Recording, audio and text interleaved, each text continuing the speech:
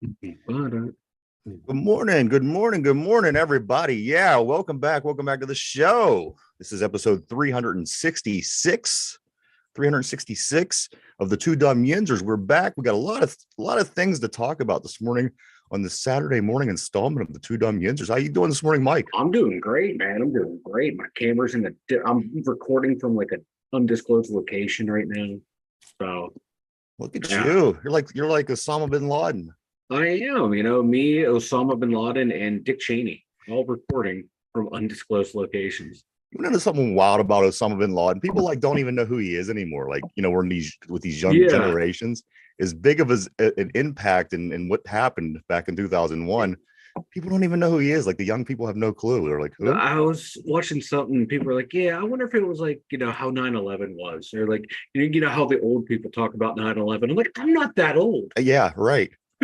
It feels like listening to our parents talk about Vietnam. It was like, oh my God, that was Yeah, forever ago. Why don't you just shut up? yeah. It's like when people say, oh, when if they make Back to the Future today, they go back to like the 80s or 90s. I'm like, you shut your whore mouth and Yeah. you leave.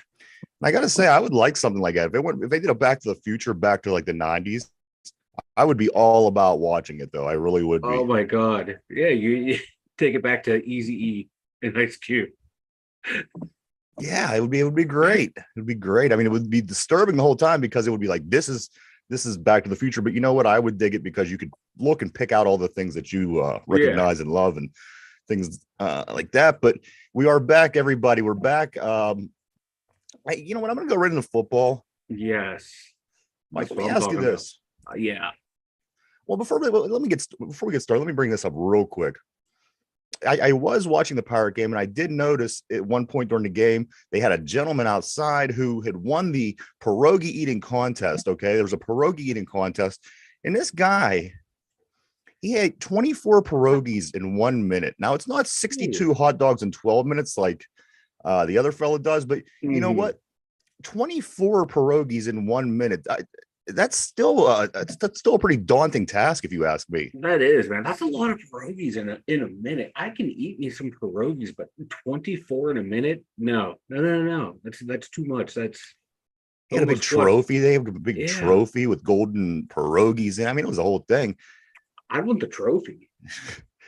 I think the secret is this: you don't enjoy anything when you're doing these contests. It's No. just merely shoving stuff down your throat as fast as you can to win the contest. Me, I like to savor every bite of a pierogi. Me too. And shoving things down your throat on Saturday. That's typical Saturday night for me. So there you go. If you want to practice for the next time around, it's 24 pierogies in 1 minute, Mike. 24, 2 dozen pierogies Like I could in like in 60 a seconds. like if you make me 24 pierogies, I can eat them, Yeah. Oh, I'll eat them for but not in sure. a minute. No, I'm gonna enjoy my pierogies. Yeah. Believe that. We're going to talk about, we're going to start today off with some football today.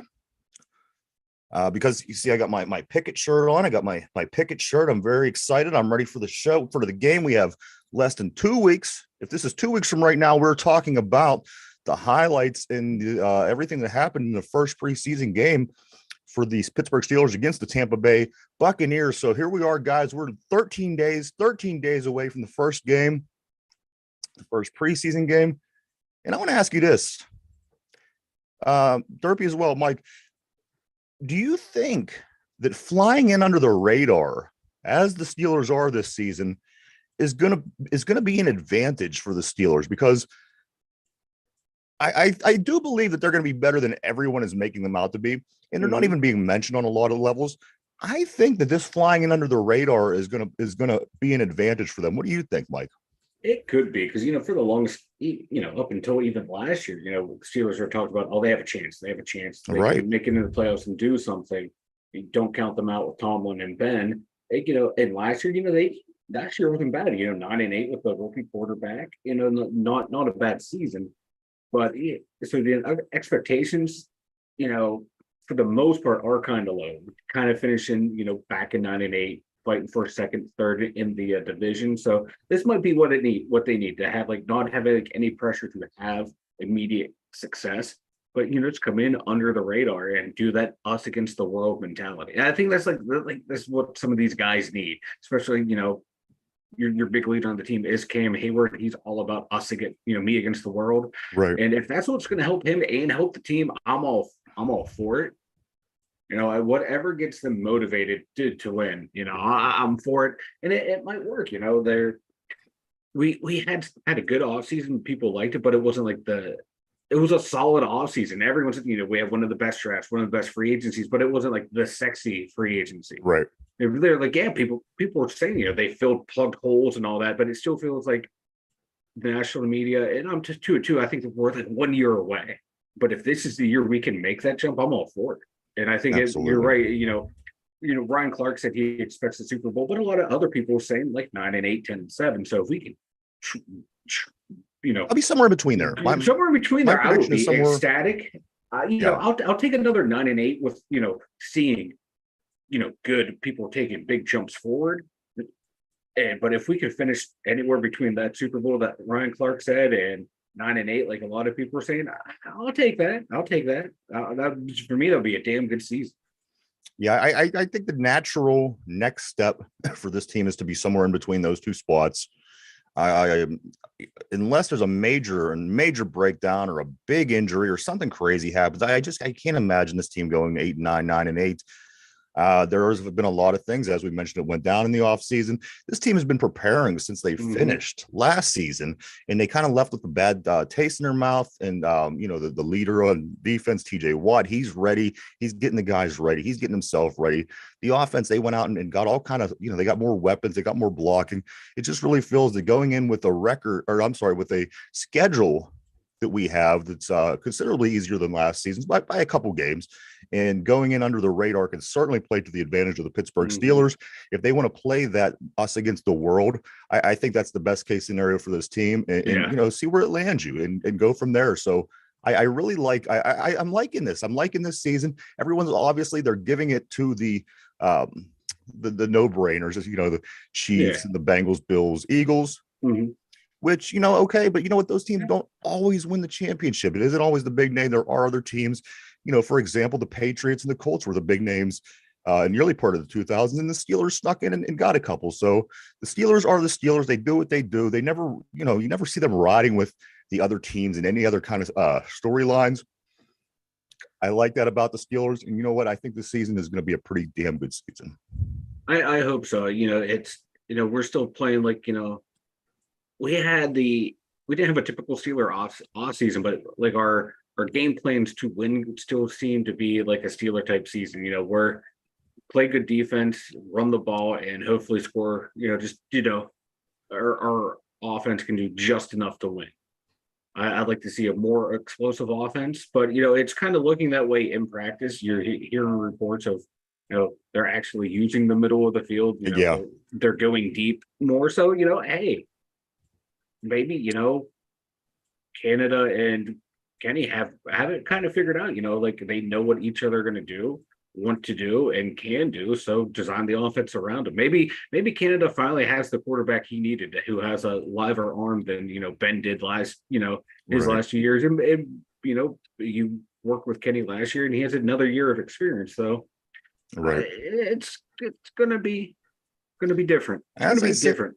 As I said, barring anything crazy going down, it should move in the positive direction. Just because, as I said, for one, you took Philadelphia and Buffalo off the schedule.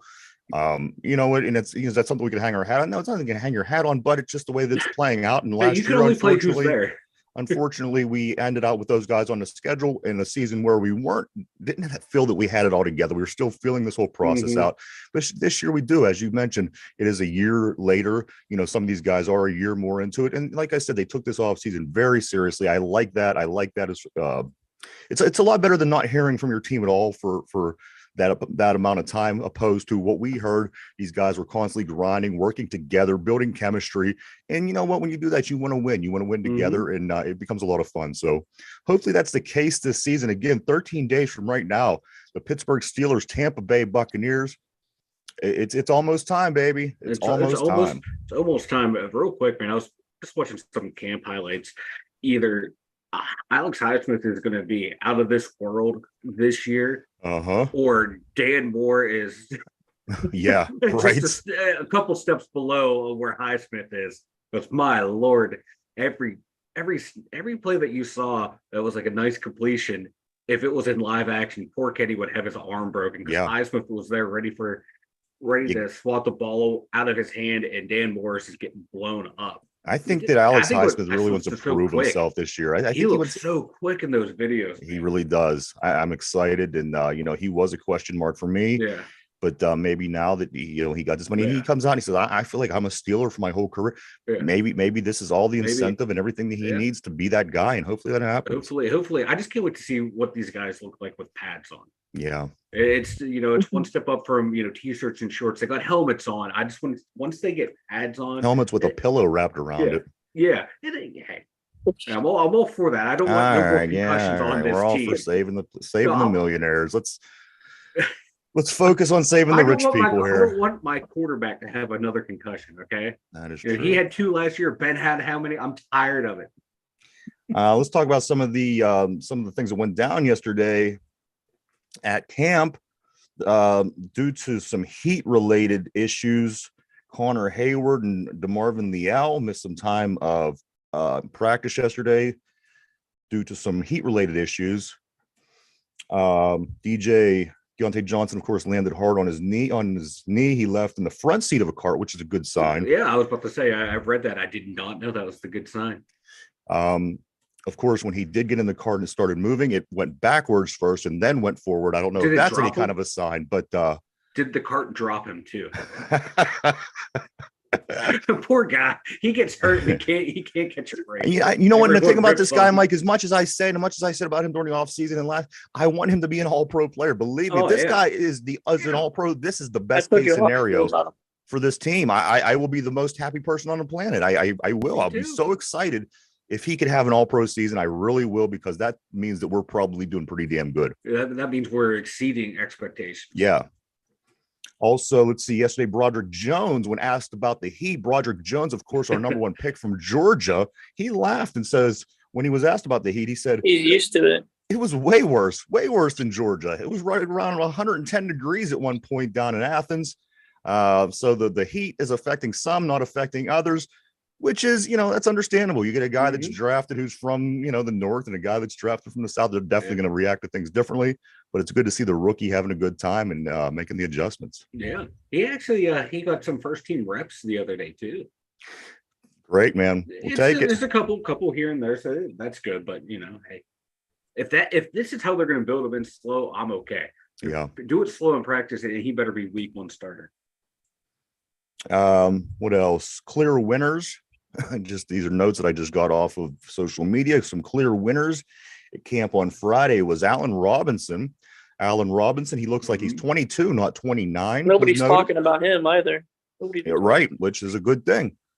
The other guy that's also has 2 strong days in so far in 2 days attended is Nick Herbig. Nick Herbig bats down a Trubisky pass at the line of scrimmage, amongst other plays. This guy apparently at practice is all over the place, and they're putting his name. And again, they're not saying that he is or the next TJ Watt, but they're putting his name in the same sentence with the way he hustles, the way he's everywhere, the way he's able to disrupt a lot of things going on in practice. Yeah, what I read is they've been putting him in at like a edge rush on the on passing downs.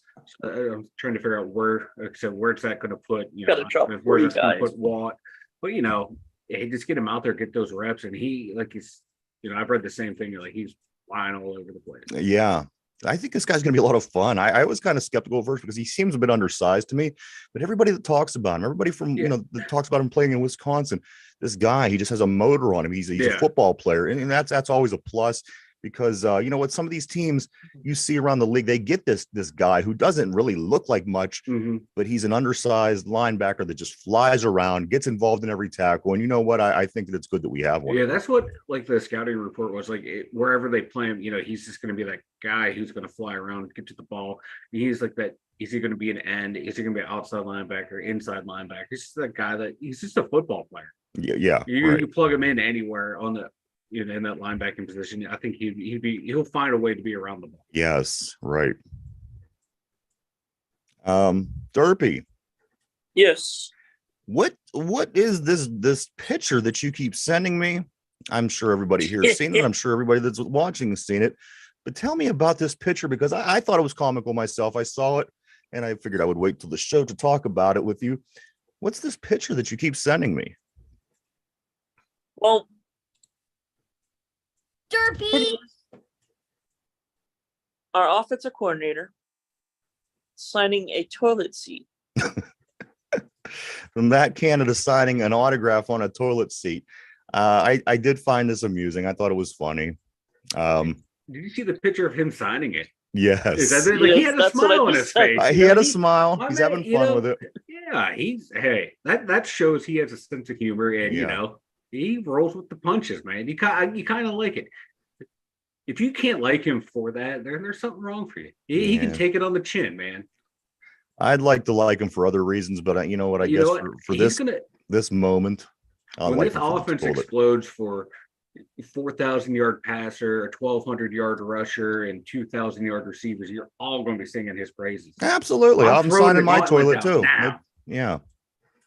I'll I'm have him throwing it down. signing my toilet, my trash can, everything. I must be feeling in a good mood because I just said Kenny's going to throw for 4,000 yards and Najee's going to rush for 1,200. Because the shirt, baby. No, I think it's because I'm dehydrated and I'm delirious. A couple of things I do want to say. Yesterday, we're gonna jump over to the diamond, Mike. Derpy. A couple of things I got to clear up about yesterday. Let me start with the football one, since we're leaving football. I called Alex Smith about 4 times. Yes, you did, and I just and I could tell by your expression you picked up on it. But that's all right. Immediately, but I Yeah. wasn't. You were on a roll. I wasn't going to stop you because you kept going back and forth. You were Yeah. interchanging Highsmith and Smith. Yeah. So that I yes. So anybody that picked up on that, I did in fact realize the mistake after the fact. The other one was this when I talked about Ohtani from the night before in the 2 games that he played back to back against Detroit in a doubleheader. Not only did he have a shutout and a home run in the back-to-back games, in the first game he had a 1-hit shutout. Mm-hmm. It was a 1-hit shutout. A 1-hit complete game. A 1-hit complete game. In the second game, he had 2 home runs. So I mean, as great as whatever we were talking about made him sound, it was 10 times better. So and I think he had a home run last night. I think he did too. Because someone tweeted out, "Oh, 3 games, 3 home runs. A guy that's just one-dimensional like that." LOL. Yeah. So there you have it. He had a 1-hit complete game shutout and 2 home runs in the second game. It never been done before in the history of baseball. It's a shame he's on the Angels, though. Yeah, and it doesn't look like he's going to go anywhere anytime soon. They're taking him off the block. They're keeping him. So let's just get used to seeing Ohtani in the Angels uniform. Pirates back at it last night after a day off against the Philadelphia Phillies. They come home to play the 55-47 Phillies. It was a good game, actually. It wasn't too bad. Mitch Keller has a decent outing. He goes 5 2/3, gives up 6 hits, 2 earned runs, 3 walks, and 8 Ks. We just couldn't get anything going against Wheeler. The last time I thought before the rain delay happened, I think there was about 11 strikeouts. He struck out 11 Pirates. Yeah, I think he did finish with 11. Yeah. Big Troy had a hit. He had the only RBI. Big Stacks had a hit. He had the only run. One thing about this rain delay, I don't know if anybody caught this. It was a complete disaster. It was a disaster. They had pulled the tarp out Early. and kind of, but it got stuck and it didn't roll out correctly. Oh no. And it was like halfway out and halfway on, and they couldn't get it to move. And you seen the guys pulling it, but it was already getting covered with all this water. And the more they yanked, the less it was moving. And they kept bringing more guys out. And the whole field was getting soaked at this time because it was a torrential downpour at the moment. In all the way at first baseline, the home plate circle, everything, it was drenched, just absolutely drenched. They couldn't get this in. It was comical in a sense. These guys looked defeated, and they just couldn't get that tarp out enough to cover what they needed to cover. And then when they finally did get most of the field covered, it stopped raining in its entirety, and it was done raining for the night. So it was a comical. I'm glad I watched it. That's That's like I a watched the microcosm whole of the rain delay. Pirates. It was a lot of fun. That's just the microcosm of this Pirates franchise. Yeah, absolutely. Absolutely. I couldn't agree with you more. Pirates they lose 2-1 to the Phillies. They fall to 45-58. Philadelphia gets to 56-47. Pirates still 11.5 back, 10 back in the wild card. They go back at it tonight for game 2 of 3. 7:05. Quinn Priester on the hill versus Aaron Nola. Aaron Nola is 9-6 on the season. Quinn Priester is 1-1. Go Priester, boys.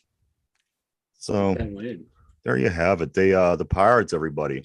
This season can't get over quick enough. What are they? 100? They're 112 games in, so they have 50 games left. 50 games left. You think they could win? 12, 24, 30. You think they could win 12 more games? Win about a quarter of the games they have left, Mike? I was going to say 10. What 10's a stretch? Yeah. I'm like not being Yeah. facetious. I'm being serious. August is going to look rough for you guys. August is going to be real rough, especially we're more than likely going to lose some more guys. We're more than likely going to lose these last Dick Mountain, Austin Hedges, which I don't think is a problem, but a few other guys. And again, it's going to be this team of the future playing and getting their feel and getting in there and just getting their feet wet, which I'm kind of for. I'm all for that. Just get, if you're going to kick the can down the road again, just keep doing it. Just keep doing it. This time of the year, you're not going to win. You're not going to do anything. Whoever owns the team in 2045 will pick it up. Don't worry about it. Exactly. You just keep kicking the can down the road. And, boy, it's Steelers season. Yeah. I just saw a jet sweep done in practice yesterday. It's Steeler football, baby. I saw a jet sweep, and it looked like it wasn't going to work in practice. Oh, Jets. Oh, yeah. So my juices are fired up. You're talking about the Pirates, and I got on Twitter to see what any Pirate news, and I see a jet sweep. That's the universe telling us the Pirates are going to go 10-40 down the stretch. Pirates director of sports medicine. I don't recall what his name is. I didn't write it down, but Pirates director of sports medicine. Oh, he's confident that O'Neal Cruz will play again this season. You know what? I say good. Again, let's get these young guys all playing together. Don't bring them back too quick. Get them back in, the right amount of time. That way you don't have to, you don't hurt him any further and cause any more problems with him. But I say better for this team to get this young squad all together. Maybe play the last month together. Get the feel in the bigs, take the season off and come out next year and see what we could do, because this is the team. Every guy that we brought up, with the exception of Sawinski, Andrew McCutchen, and Big Stacks Brian Reynolds, are going to be this young Bucks team. And if you come back next year with that team, with McCutchen and playing DH and the other two guys playing center and left field, meaning Big Stacks and Sawinski, and then put the rookies in for the rest of the positions. I think they're going to fare better than they did this year. I just think you have to give them the entire season. You have to give them the 162 to see what they could do before we could really get a feel. But I'd rather play with the young guys, unless like there's a really good free agent out there that was like a surprise, right? And then wants to come here, go do it. But most of your free agents are gonna be like Santana or 1 year rental. You're right. Might as well just play the young kids and see what they can do. I really enjoyed Carlos Santana. And you know what? The one thing you hear people say sometimes in sports, he's a really good guy. He was a really good guy. And you know what? I really liked him. And I didn't know much about him prior to him coming to the Pirates. But after spending the season watching him and just observing him and seeing the kind of guy he is, he really was a great guy. I thought, you know what? If you're going to bring in a rental, this is the kind of guy you like to have around. He was positive. He was positive for the team. And there's nobody around the league that doesn't like this guy. I really enjoyed the time that Carlos Santana spent here. I hope he enjoyed the time that he spent in Pittsburgh. But it was a fun experience. Yeah. Sometimes you don't get to say that about the people that come and go. Yeah, this guy's used to winning, used to playing well, and being on the team the way they this collapsed. You didn't hear him freak out. You didn't see him freak out. You just he was just that steady, calming influence on the team. Yeah. I really like that good leader on the team. Not even just like a veteran leader, just a good leader in general. Not like when people they loved, and people that weren't even from Pittsburgh, people loved Roberto Clemente. And it wasn't just because he was a great ball player. He was this great guy. He helped out. He went and did he died helping people. And that's the kind of feel I get about Carlos Santana as a baseball fan. I'm glad that I got to experience him here in Pittsburgh, and wish him the best. Hope everything goes great for him through the rest of his life. You know what? I hope he gets a ring up there with the Brewers. At least something good will come out of this division. Yeah. Maybe he should have went to I don't know, and the Brewers. Yeah. But you know what? If he gets it, I'll be happy for him. I just can't imagine the Brewers win the World Series. But if that does happen. I'm all in on the Brew Crew, baby. You're all in on the Brew Crew? They're not going to do anything, but I'm all in on them. In baseball, I always like the more obvious teams. A lot of times those underdogs, they just can't get it done. They're just not good enough. They don't, no. They don't have the money. They don't I don't know. It's hard. It's hard. Baseball's hard. Baseball's like the one sport where like talent can really win out. Just absolutely talent alone. Hockey, football, you can scheme. Even in basketball, you can scheme away stars. Right. But it's kind of hard in baseball. This is the Philadelphia series, getting to see the guy. It's a guy that came from Washington, Bryce Harper. Yeah, I mean, the guy just screams talent every time he's at the bat. You could see. Like I said, it's hard to root for the guys, the teams that don't have these particular kind of guys, because they're the ones that usually get it done. Yeah, F those guys. Before we move forward, before we start to wrap it up with things. The Pitt football team is only one of five teams that are going to play 11 Power 5 games this year. 11 Power 5 games. I don't have the list of the other 4 teams on there. I think West Virginia might be one, maybe Purdue, but that's interesting. Pitt is one of 5 teams to play 11 Power 5 games this year. That's a bold strategy. Like I was trying to be funny, but also serious. That is a bold strategy. That really is. If you get you win and win and win, keep winning those games. That's going to build confidence for them. Yeah, and that's going to make your program look. You're going to stand out a little. It's going to look good to recruits. Like, however, this place isn't afraid. Right, but it could easily backfire on you because it can't. Yeah. Mike, why don't you go ahead and tell everybody about the website? Dumyinzers.com. Head on over there. We have links to more social media than what I had listed here. My God. When you're there, when you follow to any of these places, like, subscribe. Check out that merch store. We got the Bob Nothing merch. We got regular Two Dum Yinzers merch. Everything you need at twodumyinzers.com. All right. Game 2, day 2 of the Philadelphia Phillies trivia questions. Of course, this is who the Pirates are playing right now, the Philadelphia Phillies. So our trivia of the day is going to be a Philadelphia Philly question. Gentlemen, ready? I am ready. All right, here we go. How many seasons did the Phillies play before winning their first World Series? This is hard to get specifically. If you don't know, I want to guess, so I'm going to give you a group of numbers that you could choose from. Again, how many seasons did the Philadelphia Phillies play before winning their first World Series? Your options are, was it 44 years? Was it 55 years? Was it 66 years? Or was it 77 years? How many seasons did the Phillies play before winning their first World Series? 44, 55, 66, or 77? Take a minute to think that over. We are live every day, everybody, for 7 straight days, Monday through Sunday, every week. Right here, 11:30. And if you don't have the opportunity, maybe you're not around a computer when we're live, you could always check us out on Spotify. Put in your earbuds, check out our podcast. It goes over to Spotify. The live show goes over to Spotify every day, 8:00, and you could listen to it anytime you want. Question of the day, guys, is this. How many seasons did the Phillies play before winning their first World Series? Was it 44, 55, 66, or 77 seasons? Guys, Derpy, I'm going to start with you. What do you think? I'm going to go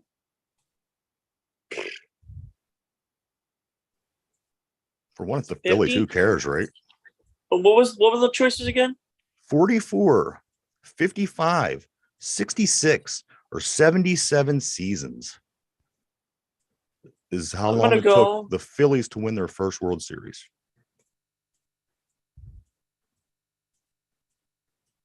I'm gonna go 70. 77. Is this your final answer, Derpy? Yeah. All right, I'm gonna lock Derpy in. Mike, how many seasons did it take the Phillies to play?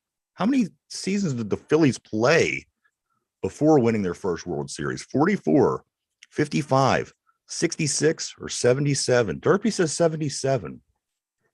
I'm going to go with 66 in honor of Mario Lemieux. 66 in honor of Mario Lemieux. Let me lock you in there. All right, gentlemen, the question of the day is this. It's a Philadelphia Phillies question.